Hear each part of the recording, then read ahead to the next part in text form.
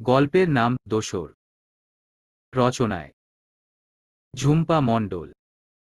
Mutual divorce দেবার আগেই তিস্তা উকিলকে বলেছিল, নিজের জন্য তো নয়, এমনকি মেয়ের জন্যও কোনো খোরপোশ সে দাবি করতে চায় না বিভাসের কাছে। বিভাসের কাছ থেকে টাকা নিয়ে সে তার মেয়েকে অদূর ভবিষ্যতে দাবি করার সুযোগও দিতে চায় না বিভাসকে। তবুও ডিভোর্সের দিনে কোর্টে জাজের সামনে ফাইনাল কথা বলতে যাবার আগে বিভাসের উকিল হন্তদন্ত হয়ে তিস্তাকে ডেকে ফের পোলাইটলি মনে করিয়ে দিল,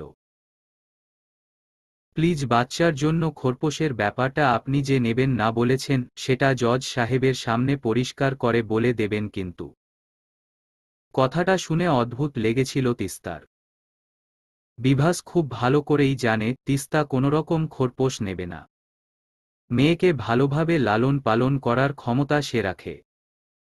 তারপরেও এত আশঙ্কা কি রকম বাবা? সেই মুহূর্তে নিজের মেয়েটার জন্য খারাপ লাগায় মনটা কেমন করে উঠেছিল তার। মেয়েকে দেখার, তার পিছনে খরচ করার এত ভয়, নাকি নিজে একেবারে ঝাড়া হাত পা হতে চায় বলেই বারবার এই সচেতনতা? একটু দূরেই দাঁড়িয়ে ছিল বিভাস, ঠোঁটের কোণে এক চিলতে বাঁকা অবজ্ঞার হাসি। বিভাসের এই হাসি খুব চেনে তিস্তা। এই হাসিতে সে তিস্তাকে বোঝাতে চায়, তিস্তা কি করল না করল, থাকলো কি গেল, কোনো কিছুতে তার কিচ্ছু যায় আসে না। কিন্তু তিস্তা জানে, এতে ভীষণ যায় আসে বিভাসের। যদিও ওদের ভিতরের সম্পর্ক চুরমার হয়ে গেলেও আসলে বিভাসের ইগোতে লেগেছিল খুব অন্য জায়গায়। বিভাস ভেবেছিল তিস্তা কষ্ট পাবে, কাঁদবে, কিন্তু এই ডিসিশন স্বপ্নেও ভাবেনি সে। বিভাসের বাইরের সম্পর্কটার আঁচ দীর্ঘদিন ধরেই পাচ্ছিল তিস্তা। বিভাসকে সরাসরি জিজ্ঞাসাও করেছিল সে। বিভাস সুন্দরভাবে এড়িয়ে গিয়ে বুঝিয়েছে ঘটনাটা সত্যি।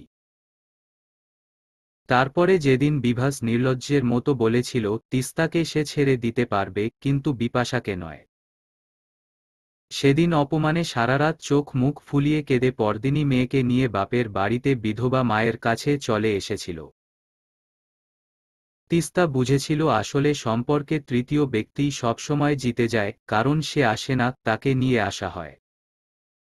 অবশেষে নিজেই ফাইনালি এই ডিভোর্স এর সিদ্ধান্ত নিতে আর বিন্দুমাত্র দেরি করেনি তিস্তা।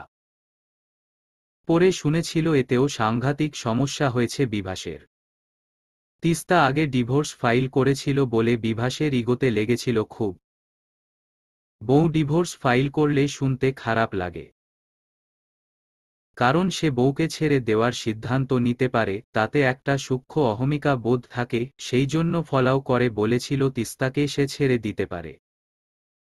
কিন্তু বউ তাকে ছেড়ে দিতে চেয়েছে, এর মধ্যে একটা সূক্ষ্ম অপমান বোধের খোঁচা থাকে। এরপর থেকেই বিভাসের রাগ তিস্তার উপরে। চারিদিকে বলে বেরিয়েছে তিস্তা চাকরি করে বলে নাকি খুব ঘ্যাম। অদ্ভুত মানুষের মন, আর এই জন্যই মুখটাতে ওইরকম হাসি ঝুলিয়ে রেখে তিস্তাকে একটু আঘাত করার চেষ্টা, এই আর কি। সেদিন কোর্টে বিভাস তার বাবা আর মাকে নিয়ে এসেছিল। তিস্তা যদিও একাই গিয়েছিল মেয়েকে মায়ের কাছে রেখে। সে জানে আগামী পথ তার একারই।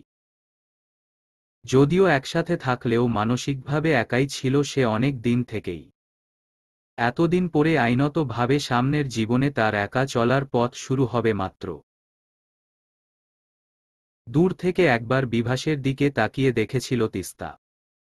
ভাবতে অবাক লাগে, এই সেই মানুষটা যার সাথে এই 7 বছর একসাথে কাটিয়েও আজ তার জন্য কোনো বিশেষ অনুভূতি অবশিষ্ট নেই তার কাছে। অনুভূতি যতদিন শেষ না হয় ততদিন মানুষ তবুও সম্পর্ক টিকিয়ে রাখার চেষ্টা করে।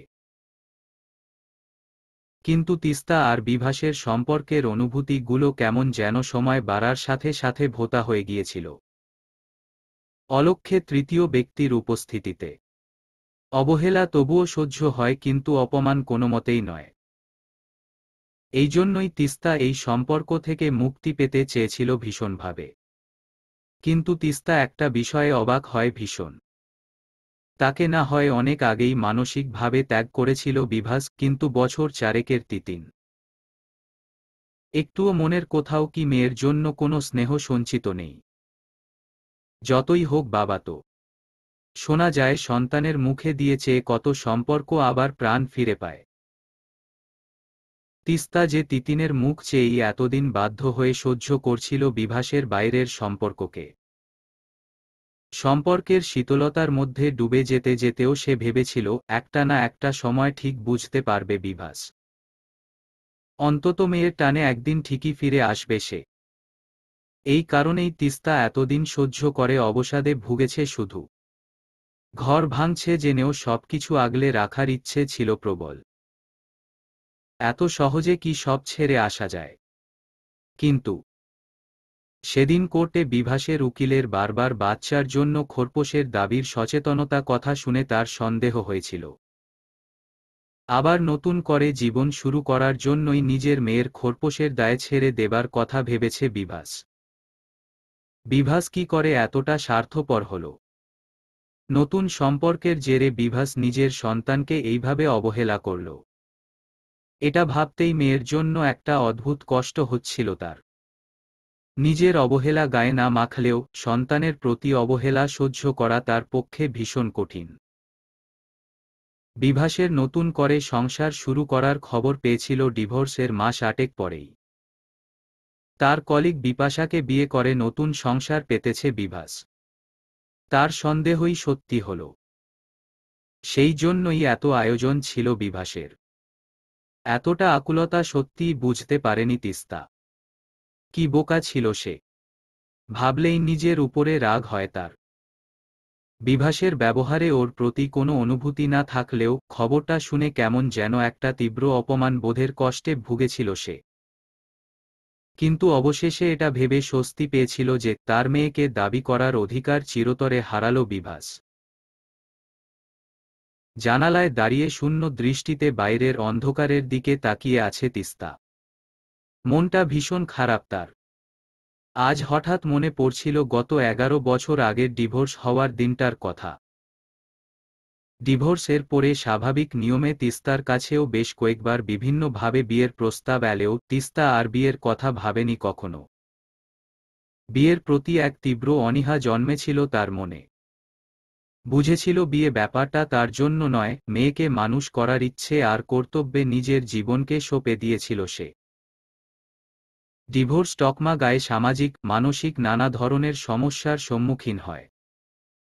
তবুও প্রতিমুহূর্তে পরিস্থিতির সাথে লড়াই চালিয়ে একাই মেয়েকে বড় করে তুলছে তিস্তা। কিন্তু কোনো সময় দিনের শেষে সত্যিই তার কতবার মনে হয়েছে সব দিক রক্ষা করতে গিয়ে সে বুঝি বড্ড হাঁফিয়ে যাচ্ছে। সত্যিই বুঝি ভীষণ দরকার একজন মনের মতো মানুষকে, যে এই কর্তব্য আর দায়িত্বটুকু একটু হলেও অন্তত ভাগ করে নেবে তার সাথে। তার সামনে আসা নানা অসুবিধাগুলো যদি কারোর কাঁধে মাথা রেখে তার সাথে শেয়ার করা যেত, হয়তো একটু হলেও স্বস্তি পেত সে। কিন্তু না, পরক্ষণেই নিজের মনকে বুঝিয়েছে সে এমনিতেই ভালো। স্বস্তির থেকে শান্তি অনেক ভালো। নইলে আবার যদি স্বপ্ন ভঙ্গ হয়, ভালো ভেবে কাউকে গ্রহণ করার পরে যদি আবার ঠকতে হয়, কিছুতেই সহ্য হবে না সেটা। তাছাড়া মেয়ে ছোট থেকে অনেক কষ্ট পেয়েছে, তাকেও আর কোনোভাবে মানসিক কষ্ট দিতে চায়নি তিস্তা। দেখতে দেখতে মেয়েটাও কেমন 15-র কোঠায় পৌঁছে গেল। মাঝে দীর্ঘ 11টা বছরের ব্যবধান।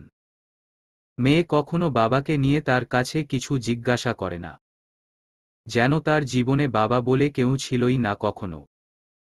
এমনকি এটা নিয়ে আলোচনাও যেন নিষিদ্ধ ব্যাপার। ওর ছোট মন সেটাই হয়তো উপলব্ধি করেছে। তার জীবনে বাবার অপূর্ণতা আর বাস্তবতা তাকে ম্যাচিউর করেছে অন্যান্য বাচ্চাদের তুলনায়। নইলে কখনো নিজের বাবাকে নিয়ে কোনো কথা উল্লেখ করে না কেন মায়ের কাছে। অবাক হয় তিস্তাও। মেয়ের মন পড়ার চেষ্টা করে সে। কতদিন মেয়ের মুখের দিকে তাকিয়ে বোঝার চেষ্টা করেছে তিস্তা। মুখের মধ্যে কোথাও বাবাকে কাছে না পাওয়ার কষ্ট লুকিয়ে আছে কিনা। মেয়ের সাথে নিজেই কতবার ওই বিষয়ে কথা বলার চেষ্টাও করেছে সে। কিন্তু তিতিন খুব স্বাভাবিকভাবে এড়িয়ে গিয়ে জবাব দিয়েছে, এই সব বিষয়ে কথা বলতে আমার ভালো লাগে না মা।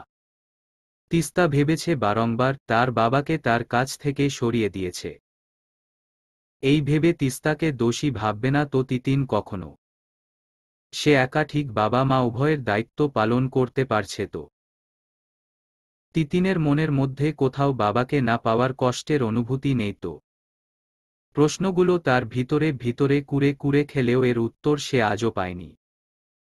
মেয়ে তার বড় চুপচাপ শান্ত।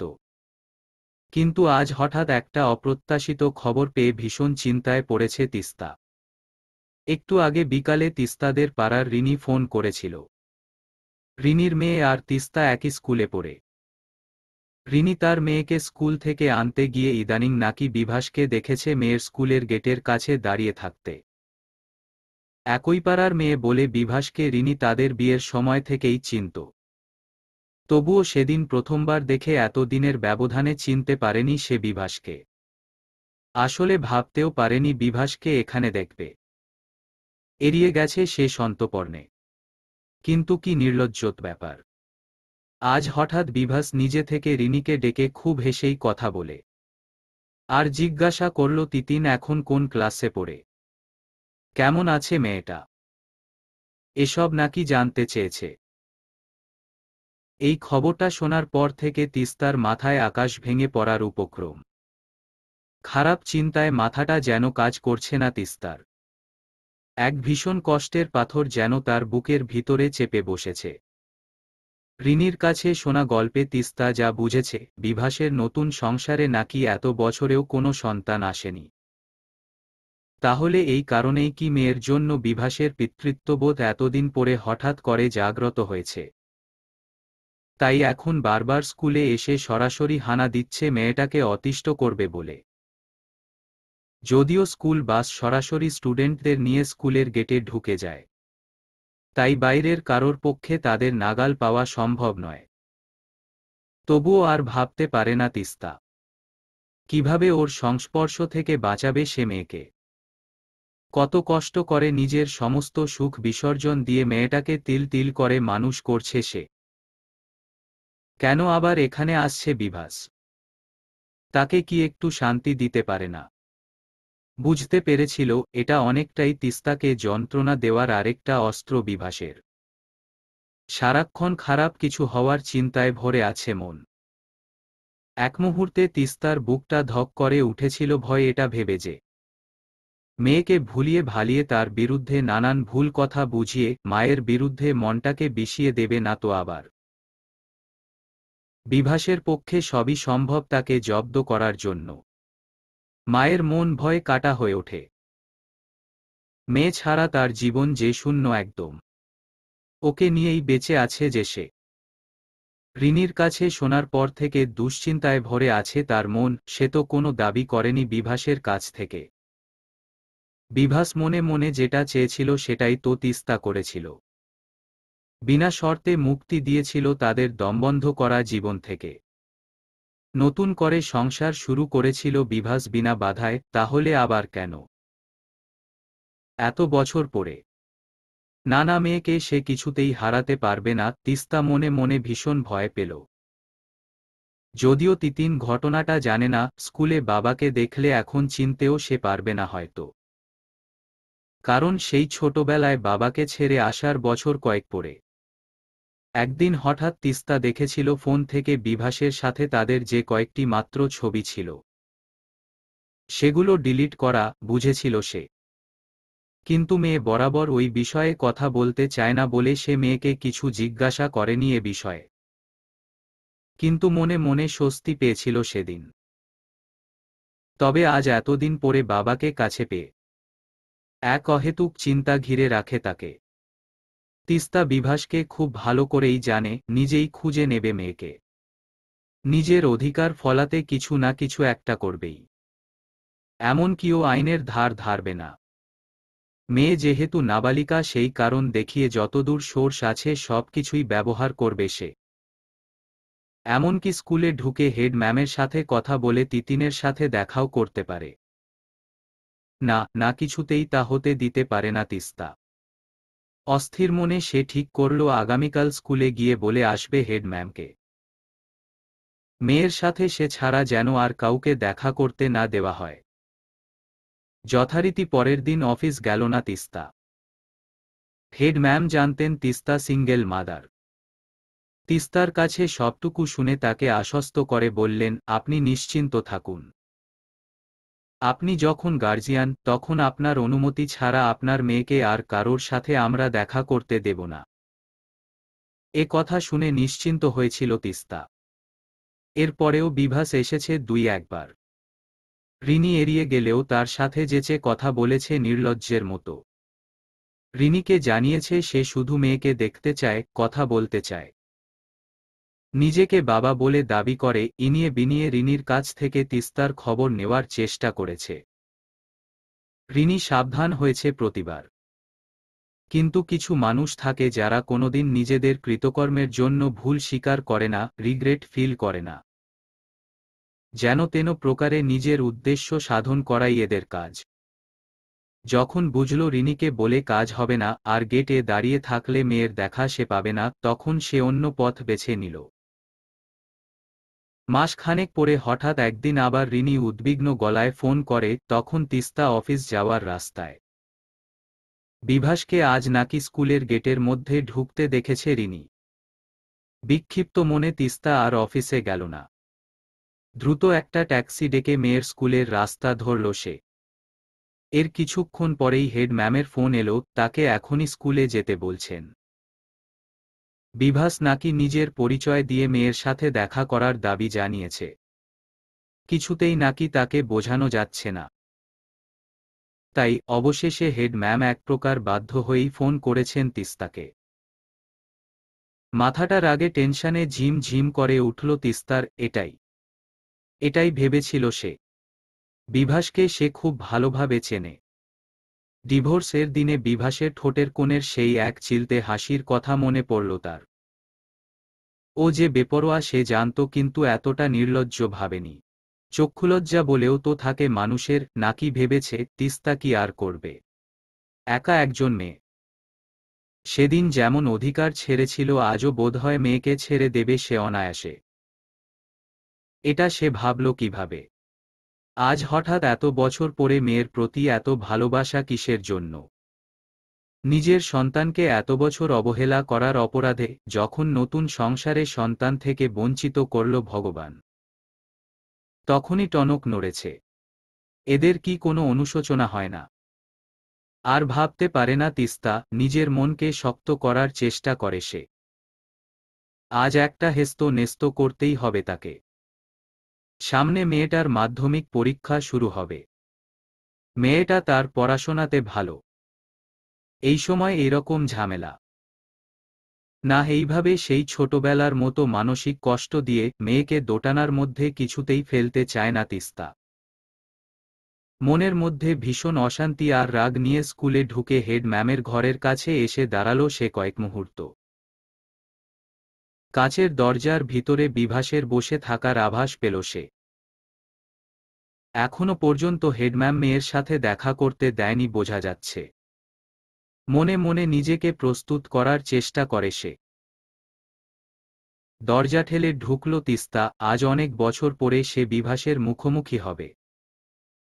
বুকের মধ্যে একটা কষ্ট মেশানো বিরক্তি আর আশঙ্কা অনুভব করল তিস্তা।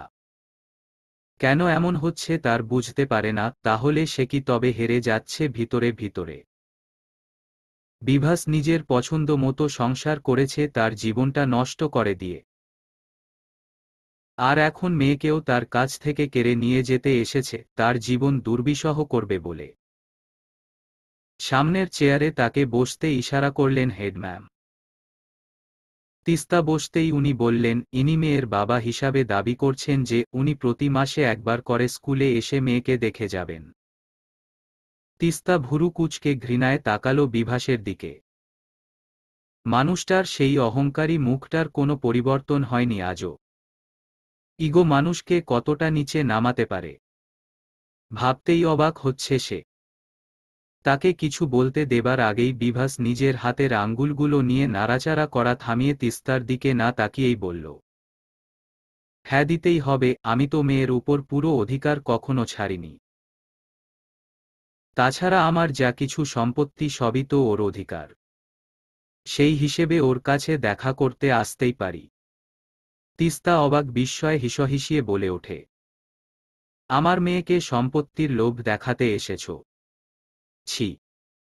বিভাস তচ্ছিল্য করে বলে, তা নয় তো কি? লোভ কিসের? ওর পাওনা ও পাবে, তুমি বাধা দেওয়ার কে? সামনে ওর খুব সুন্দর ক্যারিয়ার, সো বাবা হিসেবে ভাবব না আমি। তাছাড়া 18 বছর পরে মেয়ে কার কাছে থাকবে না থাকবে সে মেয়ের সিদ্ধান্ত। কিন্তু এখন তো আমি দেখা করতেই পারি ওর সাথে মাসে একবার। কারোর ক্ষমতা নেই আমাকে আটকানোর। তিস্তা বুঝল মেয়েকে সম্পত্তির লোভ দেখিয়ে সম্পর্ক স্বাভাবিক করার চেষ্টা করতে চায় বিভাস, কারণ এ অধিকারে সে সরাসরি না বলতেও পারবে না। কিন্তু তার মন একদম চায় না তিতিন ওর বাবার এই প্রলোভনে পা দিক। তিতিন একবার তার ভবিষ্যতে পরিকল্পনায় কি হবে না হবে সেই প্ল্যান করার কথা বলতে গিয়ে মাকে অনেকবার জিজ্ঞাসা করেছে, আমি যদি ওই প্রফেশনে যাই তাহলে তুমি পারবে তো মা? তিস্তা মেয়েকে কাছে টেনে বলেছিল, আমি আমার সব দিয়ে সাধ্যমতো চেষ্টা করব মা। তিতিন মায়ের কোলে সেদিন মাথা রেখে বলেছিল, তোমার খুব প্রেসার পড়বে এরকম আমি কিছু করতে চাই না মা। না রে, আমি ঠিক পারব, দেখিস, তুই শুধু পড়াশোনাতে মন দে। এসব বলে তিস্তা হিসাব কষেছিল কিভাবে এগোলে মেয়ের স্বপ্ন পূরণ করা যায়। মেয়ে তার অনেক ম্যাচিউর সে জানে, কিন্তু যতই হোক ছোট মানুষ তো। আজ এখন বিভাস তাকে কি বোঝাবে কে জানে। মেয়েকে কাছে পেয়ে তার ব্রেইনওয়াশ করাবে নিশ্চিত। তিস্তা কিচ্ছু বুঝে উঠতে পারে না, শুধু এটুকু বুঝেছে এ বিভাসের ষড়যন্ত্র মাত্র। কি সাংঘাতিক! তিস্তা আস্তে কিন্তু দৃঢ়তার সঙ্গে বলল, বিন্দু মাত্রও কি লজ্জা করে না তোমার? তিস্তাকে থামিয়ে বিভাস জোর গলায় বলল, লজ্জা? কিসের লজ্জা? নিজের মেয়ের সাথে দেখা করব এ আমার অধিকার। বলে হেড ম্যামের দিকে তাকিয়ে মৃদু হেসে বলল, তাই প্লিজ একবার ডাকুন মেয়েকে, আমি একটু কথা বলবো। তিস্তা এবার চেয়ার ছেড়ে উঠে দাঁড়িয়ে নিচু গলায় চিৎকার করে উঠল, কক্ষনো নয়, কিছুতেই না, তোমার সম্পত্তি তোমার নিজের কাছেই রাখো। একটা সময়ে মেয়ের দায়িত্বটুকু এড়িয়ে গেছ, তাই মেয়ের উপরে আজ কোনো অধিকার নেই তোমার। একপাশের ভুরু তুলে আর ভাবে তিস্তাকে দেখে বিভাস বলল, শুধু শুধু উত্তেজিত হয় না তুমি। মেয়ের উপরে অধিকার আমার আছে কিনা সেটা মেয়েকে ডেকে আনলেই বোঝা যাবে। এরপর হেড ম্যামের দিকে তাকিয়ে বলল, প্লিজ দেরি করবেন না, একবার আনুন মেয়েকে, আমার আবার অনেকটা পথ হেঁটে ফিরতে হবে। অবাক হয়ে যায় তিস্তা বিভাসের নির্লজ্জতা দেখে। এত বছর এই পিতৃত্বর অধিকার কোথায় রেখেছিল বিভাস? চোখে অজান্তে জল চলে আসে তার। নিজেকে বড্ড অসহায় লাগে এই মুহূর্তে। স্পষ্ট বুঝতে পারে তিস্তা, বিভাসের এই চাওয়ার মধ্যেও কেমন যেন দূরভিসন্ধির প্রকাশ। মেয়েকে ভবিষ্যৎ সুরক্ষিত করার লোভ দেখাতে পিছপা হচ্ছে না সে, সেই সঙ্গে তিস্তাকে যেন কোণঠাসা করার প্রবল ইচ্ছে। তবে এটা মেনে নিতে পারছিল না সে। ভিতরে ভিতরে দুমড়ে মুচড়ে যাচ্ছিল তিস্তা। হেড ম্যাম অসহায় দৃষ্টিতে তাকালো তিস্তার দিকে। ভীষণ কঠিন পরিবেশ রুমের মধ্যে। ম্যামের মুখের দিকে তাকিয়ে তিস্তা নিজেকে শান্ত করার চেষ্টা করল। ম্যামের সামনে আর কোনো সিন ক্রিয়েট করতে চাইল না তিস্তা। নিজেকে শক্ত করার প্রবল চেষ্টা করল সে আরও একবার। নিজেকে বোঝাল, যা হবার হবে, এই অযাচিত অন্যায় হয়তো মেনে নিতেই হবে তাকে। সে কিছুক্ষণ স্থির হয়ে বসে নিজেকে শান্ত করল। অবশেষে মাথা নেড়ে অনুমতি দিল মেয়েকে ডেকে আনার। না তাকিয়েও বুঝতে পারল আবার সেই এক চিলতে হাসিটা যেন আরেকটু বিস্তৃত হল বিভাসের ঠোঁটের কোণে। আবারও জিতে যাওয়ার মৃদু আনন্দে বিভাস তার দুটো পা নাচাতে থাকল চেয়ারে বসে। ভিতরটা জ্বলতে থাকল তিস্তার নিজের অক্ষমতায়। ভিতর থেকে ভীষণ অসহায় বোধ করতে লাগল সে। মেয়েকে ডেকে আনার মুহূর্তটুকু যেন শ্বাস আটকে গিয়েছিল তার। অসময়ে হেড ম্যামের ডাকে তিতিন অবাক হয়ে গিয়েছিল। বিনা সংকোচে পারমিশন নিয়ে ঢুকল ম্যামের ঘরে। ম্যামের ঘরে মাকে এই সময় অফিস না গিয়ে বসে থাকতে দেখে অবাক হলেও মায়ের দিকে তাকিয়ে একগাল হাসি দিল সে। কিন্তু পরক্ষণে মায়ের শুকনো মুখ লক্ষ্য করে ভুরু কুঁচকে গেল তার। নজরে এলো তার পাশে বসে থাকা লোকটাকে, কেমন যেন চেনা চেনা লাগছে। লোকটাকে দেখে কিছু একটা হয়েছে এমনটা আঁচ করল তিতিন। জিজ্ঞাসা দৃষ্টিতে তাকালো সে হেড ম্যামের দিকে। পড়াশোনাতে ভালো, তাছাড়া ভীষণ শান্ত অনুগত স্টুডেন্ট হিসেবে তিতিন স্কুলে সবার কাছে প্রিয়। হেড ম্যাম ভীষণ অস্বস্তিতে পড়ে গেলেন ছোট মেয়েটির জিজ্ঞাসা দৃষ্টির সামনে। তিনি কিছু বলার আগেই বিভাস মেয়েকে দেখে আনন্দে আত্মহারা হয়ে উঠল যেন। চেয়ার থেকে ব্যস্তভাবে উঠে মেয়ের কাছে এগিয়ে যেতেই তিস্তার বুকের ভিতরটা পর্যন্ত কেঁপে উঠল। মুহূর্তেই যেন অমূল্য সম্পদ তার হারিয়ে যাওয়ার আশঙ্কা। বিভাস নিজের কাঁধের ব্যাগ থেকে বড় দুটো চকলেট বের করে। অতঃপর তিতিনের হাতে ধরিয়ে দিয়ে হাসি মুখে বলল, আমাকে চিনতে পারছিস মা? বুঝতে না পেরে চকলেটটা প্রথমে হাতে নিয়ে অবাক তিতিন। অতঃপর কিছুক্ষণ বিভাসের দিকে ভুরু কুঁচকে তাকিয়ে থাকতে দেখে বিভাস বলল, আরে আমি তোর বাবা। চিনতে পারছিস না? তারপরেই একটু থেমে নিজের বিছানো জাল ছড়িয়ে বলল, শুনলাম বড় ভালো পড়াশোনায় আমার মেয়েটা। তাই আমার সামর্থ্য অনুযায়ী আমি তোর পড়াশোনার দায়িত্বও নিতে চাই, এইটুকুই। আর কিছুই চাই না মা। বলে আর কেউ কিছু বলার আগেই মেয়ের কাছে আরও এগিয়ে এসে মৃদু স্বরে মোলায়েম ভাবে বিভাস আবার বলল, আমার যা কিছু আছে সবই তো তোর মা, এইভাবে বাবাকে ভুললে হবে? তিস্তা আকুল নয়নে মেয়ের দিকে তাকিয়ে আছে একদৃষ্টিতে। মেয়ের প্রতিক্রিয়ার উপরে ভবিষ্যৎ নির্ভর করছে অনেকটা। বিভাসের মুখ থেকে কথাগুলো শোনা মাত্রই তিতিনের মুখের রেখার পরিবর্তন হল যেন। বিভাসের হাতে চকলেটটা ফেরত দিয়ে হেড ম্যামের দিকে মোলায়েম দৃষ্টিতে তাকিয়ে মৃদু হেসে বলল, ম্যাম, যে লোকটাকে এত বছর পরে নিজের মেয়েকে চিনিয়ে দিতে হয় নিজেকে বাবার পরিচয় দিয়ে, সে কেমন বাবা? আমার অন্তত তেমন বাবা, আর সেই বাবার কোনো কিছুরই প্রয়োজন নেই। আমার মা আমার বাবা। আমার মা একাই দুজনেরই দায়িত্ব পালন করেছেন। আমার ভবিষ্যতের চিন্তা আমার মা করলেই হবে। কোনো বাইরের লোককে হঠাৎ করে এই নিয়ে অযথা ভাবতে হবে না। ছোট মেয়েটার মুখে এইরকম উত্তর শুনে থমকে গেল বিভাস। আশা করেনি একদম, মনে হচ্ছে কেমন যেন মনে হচ্ছে। এই কথা বলার ধরনটা ঠিক যেন তিস্তার আরেক রূপ, নাকি আরও বেশি কঠিন অনর কিছু। তিস্তার শান্ত অথচ দৃঢ়তার সাথে এড়িয়ে যাওয়ার দক্ষতাকে কোনোদিন সহ্য করতে পারেনি বিভাস। আর এত সরাসরি মেয়েদের এইরকম তেজ তার কোনোকালেই ভালো লাগত না। এই মেয়েরও তেজ হয়েছে একদম তার মায়ের মতো। নইলে এই বয়সে মুখের উপরে এইরকম গুছিয়ে জবাব কিভাবে দেয়? বিভাস বুঝল মেয়ের কাছে আসতে দেরি করে ফেলেছে সে, আরেকটু ছোট বেলায় এলে হয়তো।